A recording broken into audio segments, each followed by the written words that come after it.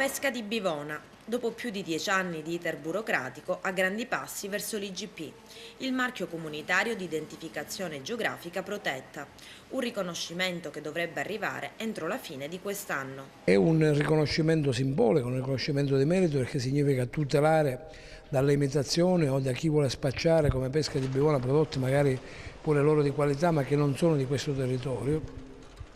Per cui la consortile si occuperà attraverso l'Istituto Zooprofilattico, che è l'ente certificatore anche delle qualità organolettiche del prodotto e della provenienza, di garantire i consumatori. E quindi noi oggi abbiamo un incontro, diciamo, garanzia verso i consumatori, con il riconoscimento dell'IGP e anche il riconoscimento delle aziende agricole che in questi decenni hanno lavorato per ottenere questo prodotto. Oltre a Bivona, quali comuni sono compresi nell'IGP? Alessandria della Rocca, Palazzo Adriano, Santo Stefano Quisquina e Lucca Sicola.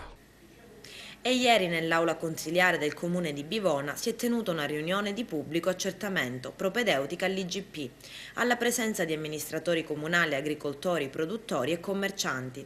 Tra gli altri anche l'assessore regionale alle politiche agricole e forestali Dario Cartabellotta. Il riconoscimento è fondamentale perché si riconosce che la pesca a Bivona fa parte di questo territorio, è proprio di questo territorio e viene riconosciuto a livello comunitario e quindi d'ora in avanti solo e esclusivamente gli agricoltori di qua potranno freggiarsi di questo marchio e portare avanti con l'eccellenza che ci sta dietro questo territorio. Un prodotto d'eccellenza per la regione in Italia cosa significa? Adesso si può aprire anche al campo internazionale? Sì, il mercato è sempre più globalizzato, però il consumatore va alla ricerca sempre di più delle identità locali, di cui la pesca a Bivona sicuramente rappresenta un esempio, tante pesche ci sono nel mondo, però alla fine la ricerca di prodotti particolari, la ricerca di prodotti identitari di grande qualità, fortemente richiesta dal consumatore, ci permette di sperare in termini di reddito e di occupazione. Questi anni nel costruire un processo tale che fosse